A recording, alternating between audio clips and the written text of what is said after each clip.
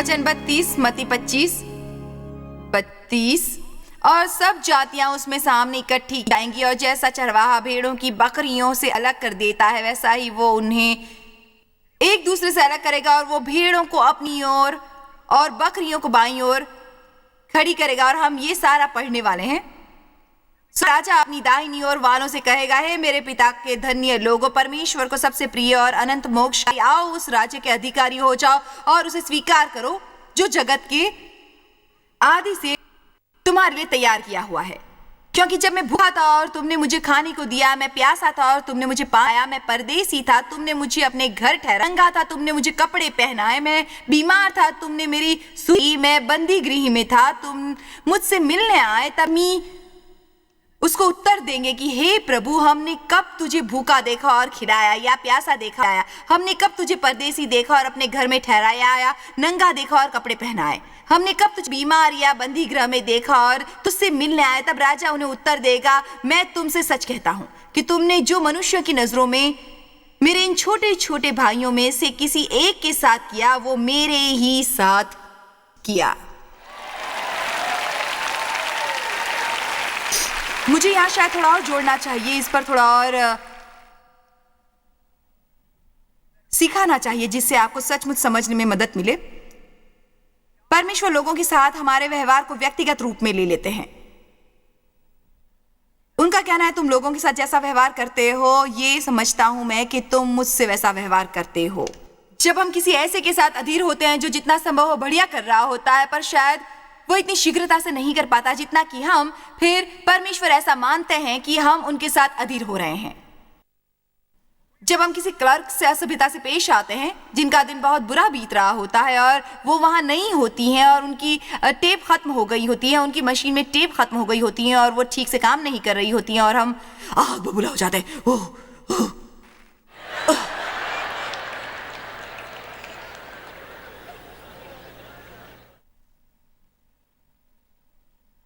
हाँ, विश्वास कीजिए, परमेश्वर मेरे साथ हैं।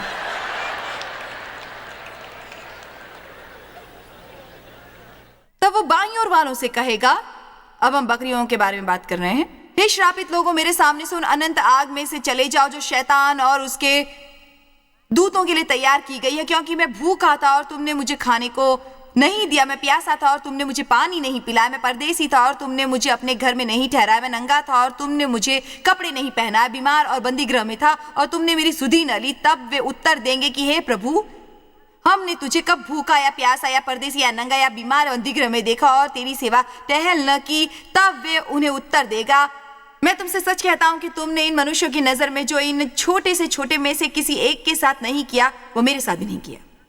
हम कुछ काम करके पाप करते हैं और कुछ न करके भी।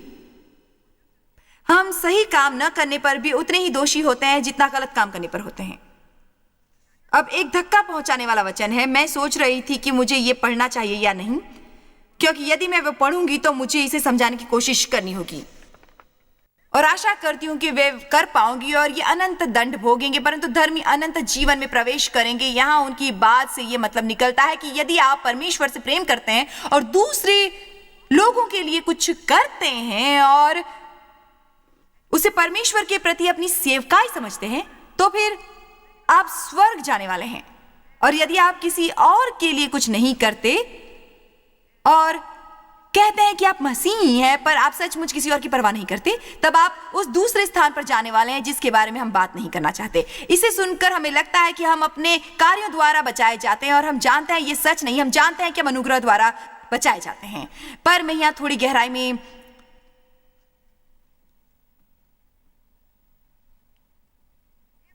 जाना चाहूंगी। यदि मसीह सचमुच आप में रहते हैं और आपका परमेश्वर के साथ घनिष्ठ संबंध है, मसीह के द्वारा वही मोक्ष पाए जाने का असली मतलब होता है। अनंत जीवन है परमेश्वर को जानना। अनंत जीवन का मतलब ये नहीं कि हर रविवार गिरजे जाएं, एक सीट को सेकें, वहां से आकर कुछ न करें। अनंत जीवन है परमेश्वर को जानना। मैं आप सबको एक चुनौती देना चाहूंगी। सभी को शायद ये अच्छा न लगे, मैं अपने पूरे दिल से जानती हूं कि हम अनुग्रह द्वारा बचाए जाते हैं, पर मैं समझ नहीं पाती कि वे कैसे संभव है कि मोक्ष पाया कोई व्यक्ति बदल नहीं पाता। सो हमें थोड़ा फल प्रदर्शित करना चाहिए। मेरे विचार से हमें सावधान रहना चाहिए कि कहीं लोग ये न सोचे कि उन्हें स्वर्ग जाने के लिए केवल आकर प्रचारक के साथ एक पापी की प्रार्थना करनी चाहिए और सप्ताह में एक बार गिरजे जाना चाहिए और इसके अलावा कुछ नहीं करना चाहिए। तुम उन्हें उनके फल के द्वारा जानोगे। कार्यों के बिना विश्वास मुर्दा होता है। विश्वास के बिना कार्य मुर्दा होते हैं। सो हम मोक्ष प्राप्त करने के लिए काम नहीं करते, हम परमेश्वर का प्रेम पाने के लिए काम नहीं करते।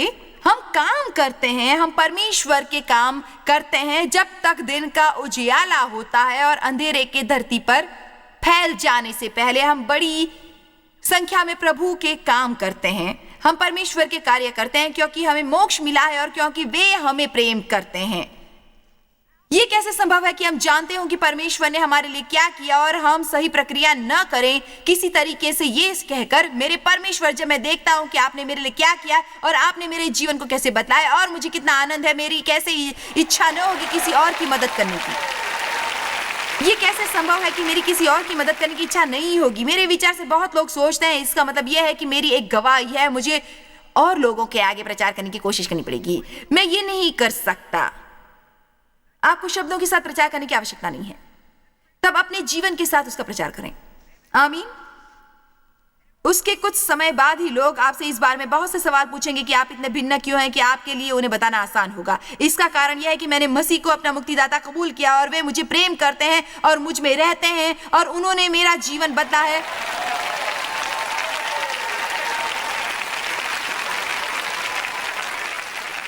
हमें कुछ और भी करना सीखना है, गिरजे जाकर घर आने के। अपने मित्रों की संगत में रहो, एक कलीसिया की तरह आराधना करो, अपने प्रचारक से बढ़िया शिक्षा पाओ, पर उसके बाद उस पर अमल करने को तैयार हो जाओ। लूका 14:16। उसने उससे कहा, किसी मनुष्य ने बड़ी जेनवार की ओर बहुतों को बुलाया। जब भोजन तैयार हो गया तो उसने अपने दास के हाथ नेवतहारियों को कहला भेजा कि आओ, अब भोजन तैयार है। पर वे सब के सब क्षमा मांगने लगे। पहले ने उससे कहा, मैंने खेत मोल लिया और अवश्य है कि उसे देखूं, मैं तुझसे विनती करता हूं मुझे क्षमा कर दे। दूसरे ने कहा, मैंने 5 जोड़े बैल मोल लिए हैं और उन्हें परखने जाता हूं, मैं तुझसे विनती करता हूं मुझे क्षमा कर दे। कई बार हम उन आशीषों का ख्याल रखने में इतने व्यस्त होते हैं जो परमेश्वर ने हमें दी होती हैं, हमारे पास किसी और को आशीष देने का समय नहीं होता। मुझे ये प्यारा है वचन 20। एक और ने कहा, मैंने ब्याह किया है इसलिए मैं नहीं आ सकता। तो आप कहानी जानते हैं।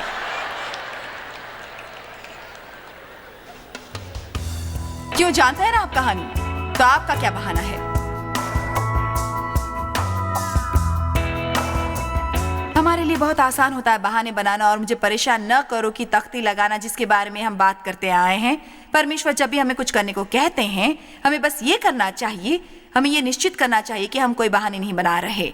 डेविड क्रेग ने बिल्कुल इसी तरह से अपना अधिकांश जीवन बिताया जब तक परमेश्वर ने हस्तक्षेप नहीं किया। ये गवाही देखिए, मेरे विचार से ये मदद करेगी। मेरे विचार से आरंभ में मेरा परमेश्वर के बारे में आरंभिक दृष्टिकोण था कि बड़े डरावने और जल्लाद जैसे चरित्र वाले व्यक्ति थे, और वो हमेशा तैयार रहते थे हम पर गाज गिराने के लिए, हम पर वज्र गिराने के लिए, और यदि हमने कुछ गलत किया तो हम बच नहीं सकते।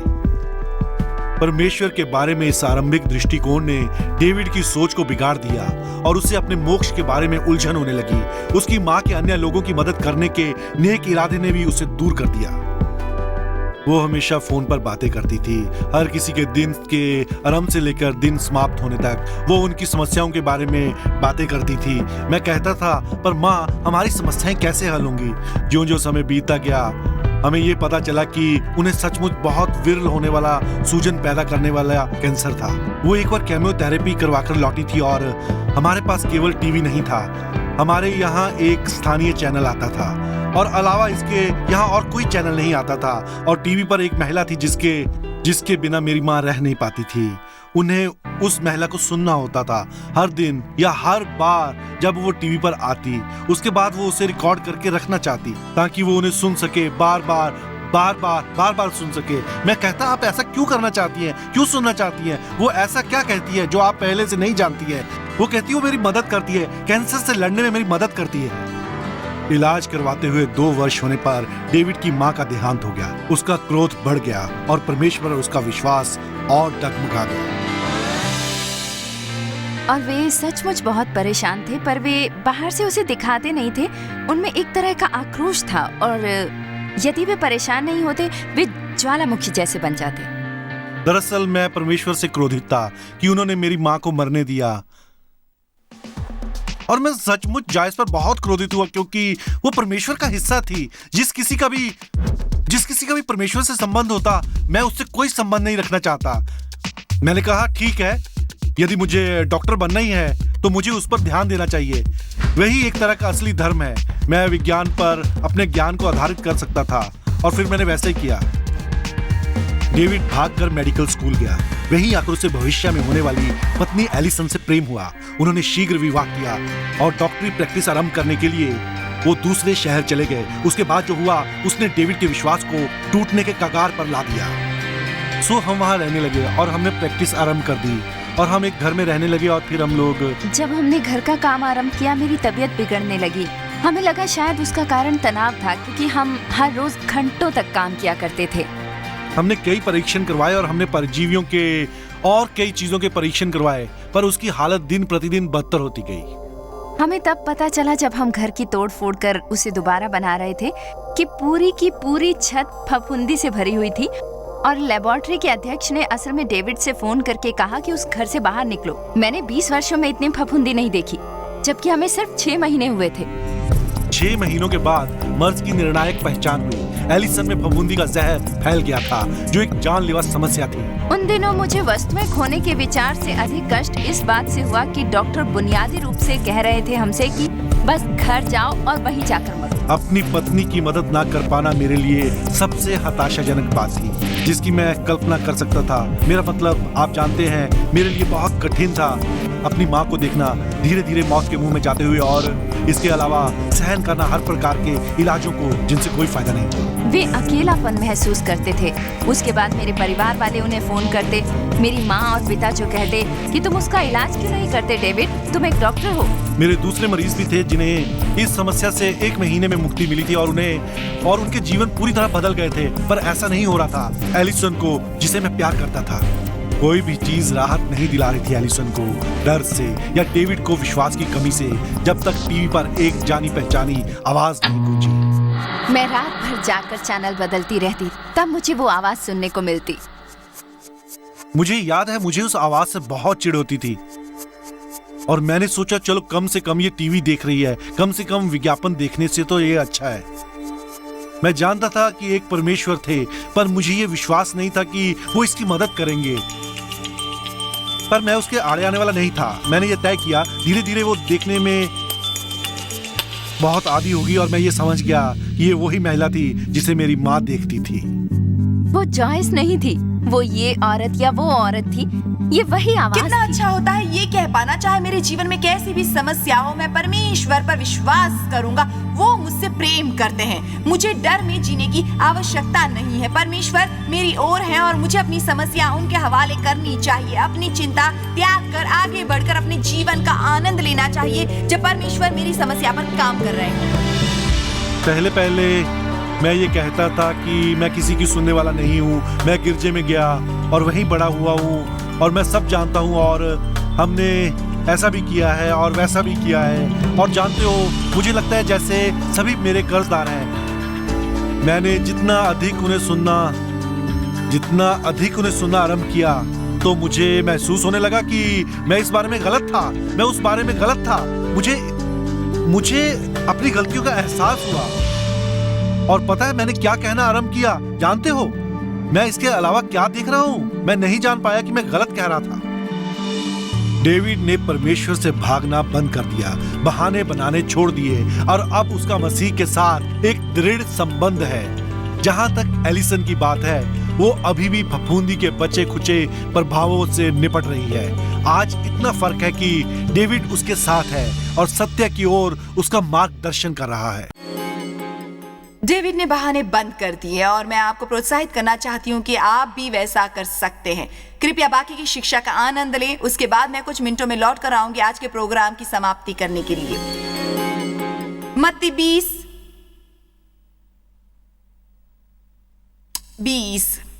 ये बहुत अच्छा है। तब जब्दी के पुत्रों की माता ने अपने पुत्रों के साथ उसके पास जाकर प्रणाम किया और उससे कुछ मांगने लगी। उसने उससे कहा, तू क्या चाहती है? वो उससे बोली, ये कि मेरे ये 2 पुत्र तेरे राज्य में, एक तेरे दाहिने और एक तेरे बाएं बैठे। वे चाहती थी कि उन्हें पदवी मिले। यीशु ने उत्तर दिया, तुम नहीं जानते कि क्या मांगते हो, क्योंकि वो नहीं जानती थी कि अधिकार के साथ जिम्मेदारी भी मिलती थी। वे जो थोड़ा सा समय इस मंच पर बिताती हूं मैं, वो आधा घंटा भी जब आप मुझे टीवी पर देखते हैं, वो सागर की एक बूंद जैसा है। उसके मुकाबले जो करना पड़ता है और जो मैंने किया था ये करने के लिए।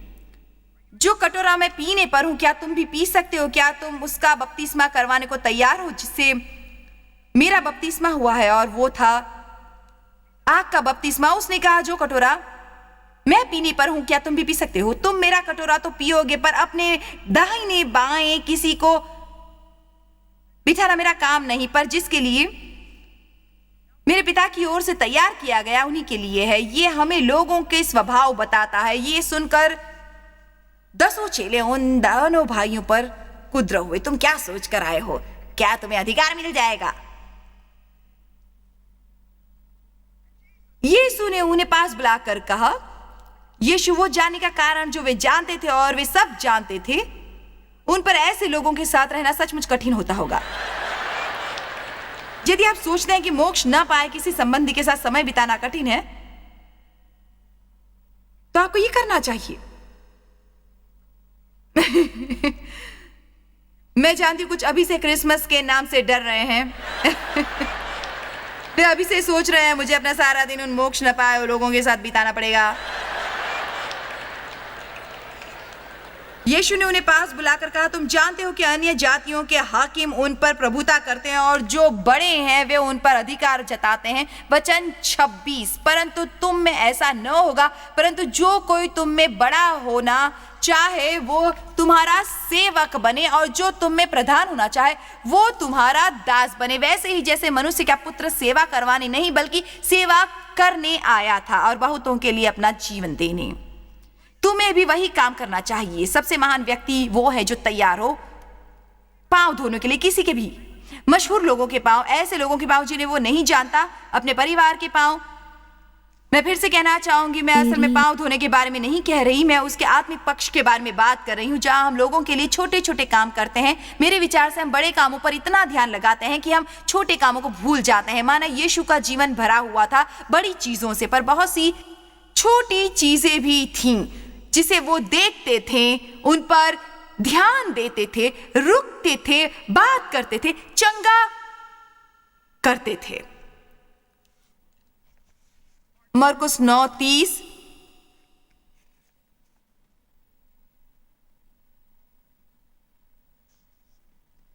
फिर वे वहां से चले और गलील में होकर जा रहे थे, और वो नहीं चाहता था कि कोई जाने, क्योंकि वो उस वक्त व्यस्त था। अब मैं चाहती हूं कि आप ये सुने, क्योंकि ये अपने चेलों को उद्देश्य देना था, इसलिए वो नहीं चाहता था कि किसी को पता चले कि वो नगर में है, क्योंकि वो जानता था उससे खलबली मच जाएगी, और वो एकांत चाहता था क्योंकि वो अपने चेलों को कुछ सिखाना चाहता था। चलिए मान लेते हैं वो ऐसी एक सभा थी जैसी हमारी ये सभा है। मैं ये नहीं कह रही कि मैं रत्ती भर भी यीशु की तरह हूं, पर आज के लिए मैं आपकी शिक्षिका हूं और मैं आपको कुछ सिखाने की कोशिश कर रही हूं।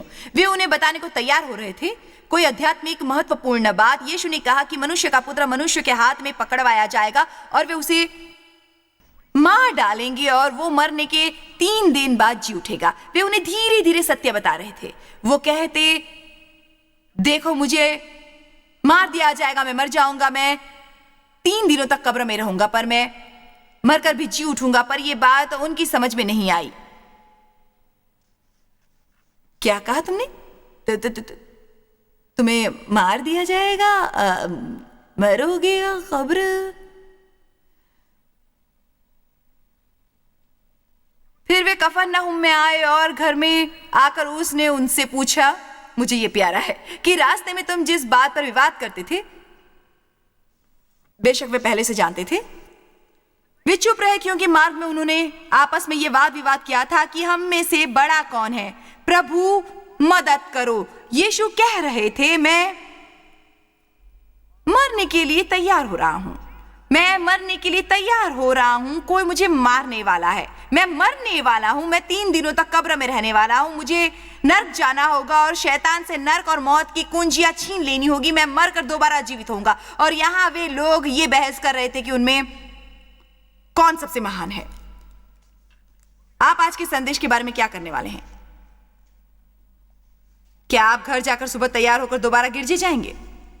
मैं आशा करती हूं आप जाएं, पर मुझे यह सोचकर अच्छा लगेगा कि आप अब से लेकर तब तक इसे अमल करने के लिए कुछ करेंगे।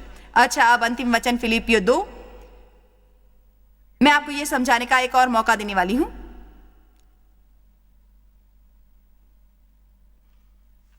मेरे विचार से आपको उत्साहित होना चाहिए और ऐसा अनुभव करना चाहिए, मैं यहां से निकलकर इस पर अमल करना आरंभ करने के लिए बहुत उत्सुक हूं।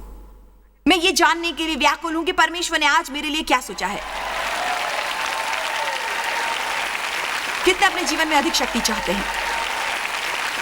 ठीक है, मैं आपको बताने वाली हूं कि वे कैसे प्राप्त करनी है। वचन 5, फिलिपियो 2:5,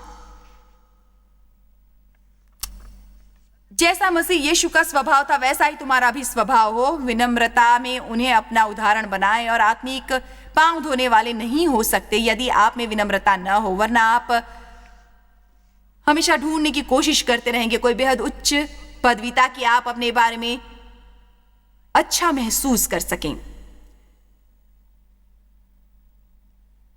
जिसने परमेश्वर के स्वरूप में होकर भी, जिसमें ऐसी परिपूर्ण विशेषताएं थी जो परमेश्वर को परमेश्वर बनाती है, परमेश्वर के तुल्य होने को अपने वश में रखने वाली वस्तु न समझा। हमें याद रखना है कि जब यीशु ने पांव धोए, उन्होंने अपने कपड़े उतार दिए थे और सेवक का अंगोछा पहना था। पांव धोने के बाद उसने सेवक का अंगोछा उतार दिया और दोबारा अपने कपड़े पहन लिए। अब मैं मसीह कलीसिया में शिक्षिका के अधिकार से अपने स्थान पर खड़ी हूं और मैंने अपने अधिकार को आत्मिक पोशाक पहना दी है। पर परमेश्वर का धन्यवाद कि सालों तक एक दुखी मसीह रहने के बाद मैंने आखिरकार सीख लिया कि इसे कैसे उतार कर दास का अंगोछा पहना जाए। उसके बाद जब मैं दोबारा ऊपर आऊं तो इसे पहन लो।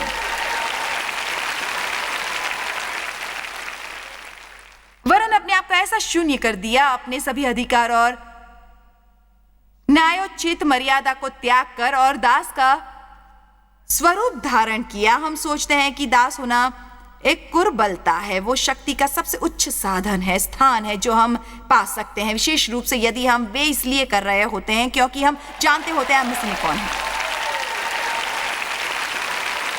और हम वो क्यों कर रहे होते हैं। बहुत बढ़िया होता है जब लोग, मैं हाल ही में कोलकाता गई थी, वहां के लोगों को कठोर मेहनत करनी पड़ती है और जीवन के हालात अच्छे नहीं होते। और ऐसा हमेशा होता है कि जब हम लोगों को ले जाते हैं तो उनमें से 2 या 3 लोग बीमार पड़ जाते हैं।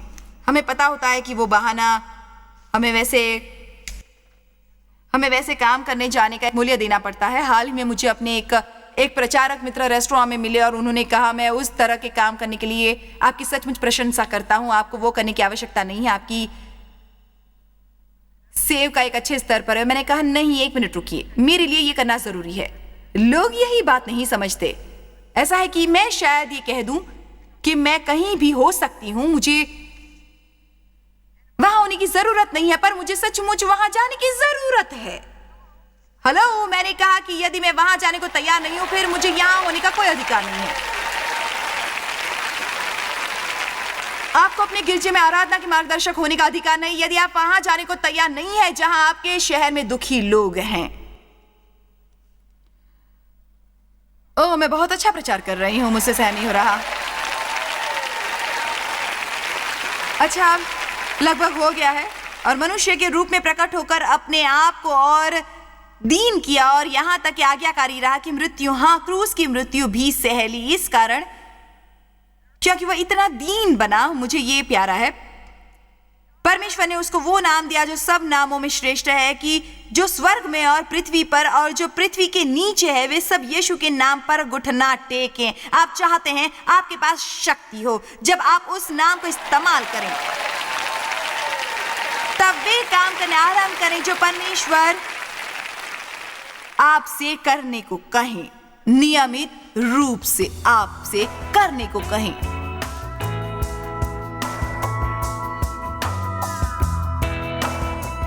आपने कृपया परेशान न करेगा निर्देश लगाया है। मैं आशा करती हूँ कि आज की शिक्षा आपको प्रोत्साहित करेगी कि उसे हटा दें और अपने को परमेश्वर के लिए उपलब्ध करवाएं, चाहे वो आपसे जो भी करवाना चाहें। याद रखिए, इस जीवन का मकसद है परमेश्वर की महिमा करना और लोगों से प्रेम करना। सचमुच विश्वास है कि हम जिस पर ध्यान लगाते हैं वही हमारे जीवन में बढ़ता है। इसलिए यदि हम ध्यान लगाएंगे और वो प्रेम करने पर, प्रेम के बारे में सीखने में, दूसरे लोगों के लिए आशीष बनने में, फिर आप उसी पक्ष में बढ़ेंगे और आप ये देखेंगे कि आप जितना अधिक दूसरे लोगों के बारे में सोचते हैं उतने ही प्रसन्न होते हैं अपने जीवन में। जॉय स्मायर मिनिस्ट्रीज में आप हमारे लिए कितने अहम हैं, इसका आपको अंदाजा नहीं। हम आपके आभारी हैं और हम धन्यवाद करते हैं अपने सब मित्रों और सहयोगियों का कि उन्होंने इस विश्वव्यापी सेवकाई को संभव बनाया। मिलकर हम भूखों को खिला रहे हैं, गरीबों को पहना रहे हैं और कई देशों में सुसमाचार पहुंचा रहे हैं। कृपया हमसे संपर्क करें या विजिट करें jmmindia.org पर। आज ही अपनी प्रार्थना के अनुरोध बताने के लिए, हमारे साधनों के बारे में और जानकारी और जॉयस की सभाओं का शेड्यूल जानने के लिए और हमारे सहयोगी बन जाएं दुनिया भर में मसीह का प्रेम बांटने के लिए।